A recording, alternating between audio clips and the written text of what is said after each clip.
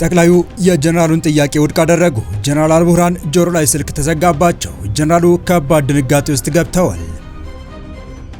የጌታቸው ረዳ ክስ ተቀባይነት አገኘ። አወዛጋቢው የምርጫ ቦርድ ውሳኔ ለጊዜው ታገደ። የኢትዮጵያ ምርጫ ቦርድ ውሳኔ ላይ የኢትዮጵያ ፌዴራል ከፍተኛ ፍርድ ቤት እግድ አስተላለፈ። የምስራቅ አፍሪካ ፖለቲካ በፍጥነት እየተለዋወጠ በሚገኝበት በዚህ ጊዜ ከሰሞኑ ከኢትዮጵያ አክራሪ ታጣቂ ቡድኖችና ከሻቢያ ጋር ስምምነት እንደፈጠሩ ሲገለጽ የነበረው ጀነራል አልቡርሃን ወደ ኢትዮጵያ ለመምጣት ፈልገው እንደነበረ ተገለጸ። የሱዳንን ጦር የሚመሩትና ኢትዮጵያ ላይ ተደጋጋሚ ክሶችን ሲያሰሙ የቆዩት ጀነራሉ ወደ አዲስ አበባ ለመምጣት ፍላጎት ቢኖራቸውም በጠቅላይ ሚኒስትር አብይ ውድቅ መደረጉ እያነጋገረ ይገኛል። ለመሆኑ ጠቅላይ ሚኒስትሩ የጀነራሉን ጉዞ ለምን ውድቅ አደረጉ የሚለውንና ከሰሞኑ ምርጫ ቦርድ ያሳለፈውንና ከፍተኛ ውዝግብ ያስነሳው ውሳኔ መታገዱንና ለምን እንደታገደ ጨምረን የምናስደምጣችሁ ይሆናል። ሰላም ውድ የሁሉ ዴይሊ ቤተሰቦች እንደምናላችሁ፣ ቻናሉን ሰብስክራይብ፣ ላይክ፣ ሼር ያደርጋችሁ እስከ መረጃዎቻችን ፍጻሜ አብራችሁን ቆዩ።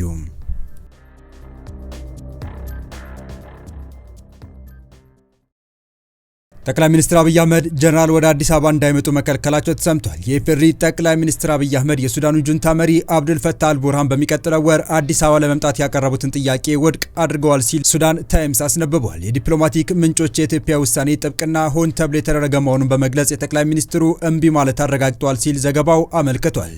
የዲፕሎማቲክ ምንጮች የጠቅላይ ሚኒስትር አብይ አህመድ የጊዜ ሰሌዳዊ ስኬል በምክንያትነት በመጥቀስ ጀነራሉ ላቀዱት ስብሰባ ምንም የጊዜ ክፍተት ባለመኖሩ አብይ ጥያቄውን ውድቅ አድርገዋል ሲሉ መግለጻቸው ዘገባው አመላክቷል። ሆኖም ጀነራል አልቡርሃን ተደጋጋሚ ስልኮችን ወደ 4 ኪሎ ቢደውሉም ሳይነሳላቸው እንደቀረም እየተነገረ ይገኛል። ጀነራል አልቡርሃን በሱዳን አብዛኛውን ቦታ ተቆጣጥረው የሚገኙ ሲሆን ነገር ግን በኢትዮጵያ ድንበር አካባቢ በተቀናቃኛቸው ፈጥኖ ደራሽ ኃይል እየተወሰደባቸው የሚገኘው ብልጫ ማስቀረት በሚቻልበት መንገድ ላይ ከጠቅላይ ሚኒስትር አብይ ጋር ለመምከር ነበር ወደ አዲስ አበባ መምጣት የፈለጉት የሚሉ መረጃዎችም ከወደ ሱዳን እየተሰሙ ይገኛሉ። አልቡርሃን በተደጋጋሚ የኢትዮጵያ መንግስት የአርኤስኤፍን ጦር ይደግፋል በሚል ከኤርትራና ግብጽ ጋር በመሆን ሲከሱ መቆየታቸው ይታወሳል።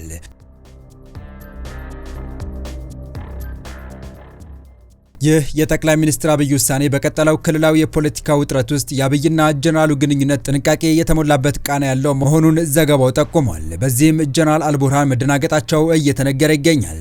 ይህ ክልከላ የተሰማው ጠቅላይ ሚኒስትር አብይ አህመድ ከኤርትራና ህወሓት ጋር በተያያዘ ለጀነራሉ ያቀረቡትን ጥያቄ ጀነራሉ አለመቀበላቸውን ያመላከተ መረጃ ይፋ በሆነበት ነው። ጠቅላይ ሚኒስትር አብይ አህመድ ከኤርትራ ጋር ከተፈጠረው ውጥረት በኋላ በሱዳን ያቀረቡት የጦር ሰፈር ጥያቄ በጀነራል አልቡርሃን ተቀባይነት አለማግኘቱ ከዚህ ቀደም መዘገቡ ይታወሳል።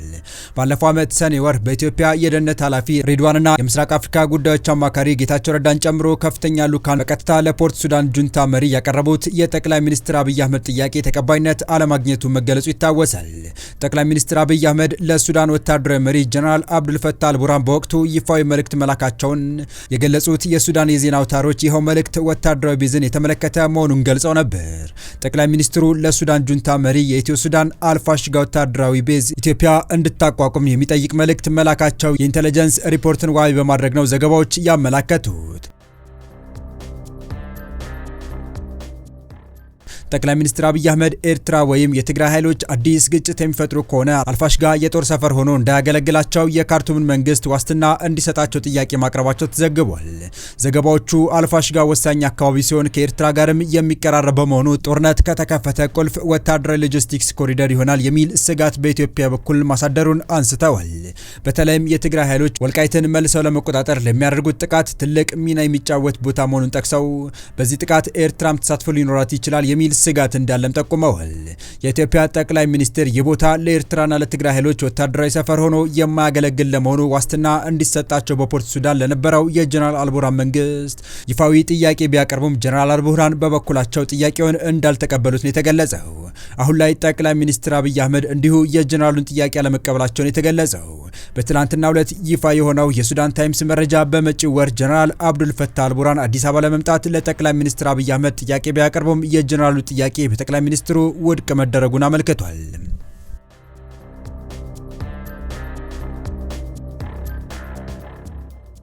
በቀጣይ መረጃ የፌዴራል ከፍተኛ ፍርድ ቤት የኢትዮጵያ ምርጫ ቦርድ በአማራና በትግራይ ክልሎች ላይ ያስተላለፈው ውሳኔ ለጊዜው እንዲታገድ አዘዘ።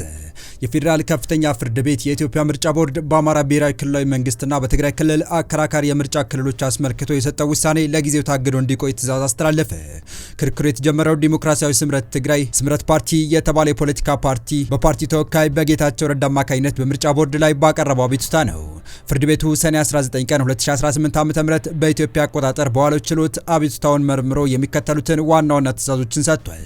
ምርጫ ቦርዱ ሰኔ 16 ቀን 2018 ዓ.ም በአማራና በትግራይ ክልሎች መካከል ባሉ አከራካሪ የምርጫ ክልሎች ላይ ያስተላለፈው ውሳኔ ተፈጻሚ ከሆነ ክርክሩ ውጤት አልባ ሊሆን ስለሚችል በፍትሐ ብሔር ስነ ስርዓት ህግ ቁጥር 154 መሰረት ውሳኔው ለጊዜው ታግዶ እንዲቆይ ታዟል። የከሳሽ የክስ ማመልከቻና ማስረጃ ለተከሳሽ ለኢትዮጵያ ምርጫ ቦርድ ደርሶ ቦርዱ ለሰኔ 25 ቀን 2018 ዓ.ም ከጠዋቱ 2 ሰዓት ተኩል ላይ ቀርቦ ምላሹን እንዲሰጥ መጥሪያ እንዲወጣም ታዟል። ተከሳሹ በእግድ ትዕዛዙ ላይ ቅሬታ ወይም ማስተያየት ካለው በቀጠሮ ቀን ይዞ እንዲቀርብ ፍርድ ቤቱ አዟል።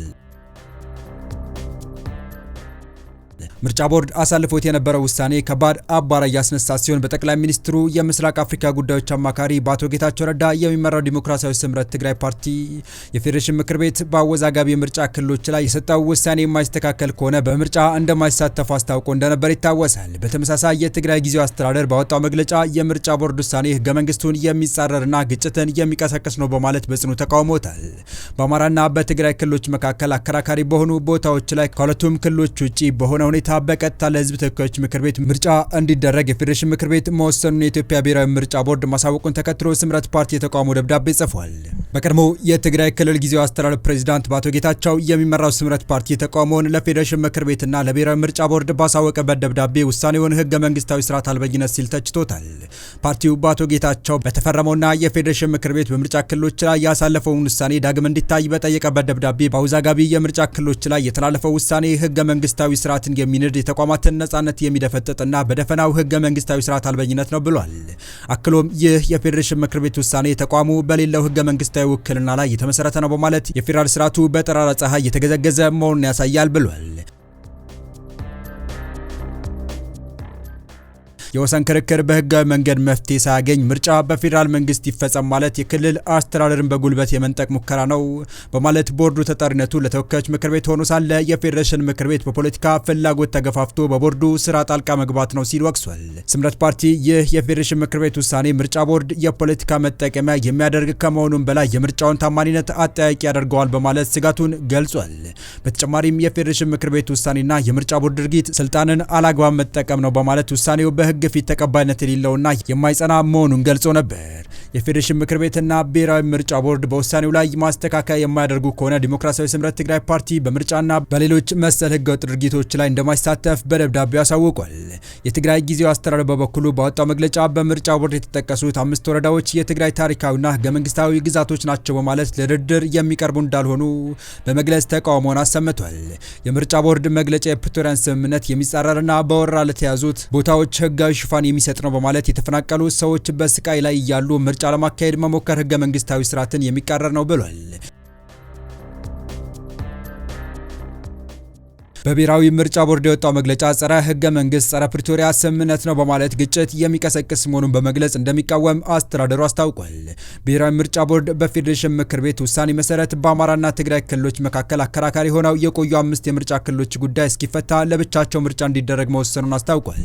እነዚህ በትግራይና በአማራ ክልል የይገባኛል ጥያቄ የተነሳባቸውና ከሁለቱም ክልሎች ውጭ ሆነው በራሳቸው ምርጫ እንዲደረግባቸው የተወሰኑት የሁመራ፣ የአዲረመጽ፣ የኮረም አፍላ፣ የጠለምትና የራያ አላማጣ ምርጫ ክልሎች ናቸው። በእነዚህ 5 የምርጫ ክልሎች የሚገኙ መራጮች ድምጻቸውን የሚሰጡት ለህዝብ ተወካዮች ምክር ቤት እጩ ሲሆን የክልል ምክር ቤት በምርጫ አካባቢዎች ላይ የተነሳውን የይገባኛል ውዝግብ በህገ መንግስት ውሳኔ ከተፈታ በኋላ እንደሚካሄድ የፌዴሬሽን ምክር ቤት ማሳወቁን ተከትሎ ነው ስምረት ፓርቲ የተቃውሞ ደብዳቤ አስገብቶ የነበረው። በዚህ ምክንያት የተነሳ ውዝግብ ተከትሎ ስምረት ፓርቲ ወደ ፍርድ ቤት ማምራቱን ተከትሎ ነው በሰለሞን ካንዴ፣ ወንደሰን ታደሰና አሸናፊ ወርቅነህ የተመራው ችሎት ይህንን የእግድ ትዕዛዝ የሰጡት። ጉዳዩ ለሰኔ 25 ቀን 2018 ዓ.ም ተለዋጭ ቀጠሮም ተቀጥሯል። ይህ በእንዲህ እንዳለም በትግራይ ክልል ሽረ እንዳስላሴ የፌዴሬሽን ምክር ቤት የወሰነውን ውሳኔ የሚቃወም ሰልፍ እየተደረገ እንደሆነም ታውቋል። በቀጣይ ቀናትም በተለያዩ የትግራይ ከተሞች ተመሳሳይ ሰልፍ ይደረጋል። በተለይም ባላማጣ የሚደረገው ሰልፍ ላይ የህወሓት ከፍተኛ አመራሮች እንደሚገኙም ለማወቅ ተችሏል። የተወደዳችሁ የቻናላችን ቤተሰቦች ለአሁኑ ለእናንተ ይመጥናሉ ብታደምጧቸው ታተርፉባችኋላችሁ ብለን የመረጥንላችሁ ዕለታዊ መረጃዎቻችን እስካሁን ያደመጣችኋቸው ነበሩ። በተመሳሳይ ሀገራዊና ቀጠናዊ ጉዳዮች እንዲሁም ዓለም አቀፋዊ የጂኦፖለቲካ ወታደራዊና አነጋጋሪ ክስተቶችን ለበለት ተከታትለን በትኩስ ይዘን እንደምንቀርብ እያሳወቀን የቻናሉ ቤተሰብ ካላችሁ ሰብስክራይብ፣ ቪዲዮን ላይክ እና ሼር በማድረግ ተደራሽነታችን ታሰፉ ዘንድ አክብሮታዊ ግብዣችን ነው። አበቃን። ሰናይ ጊዜን ተመኘን።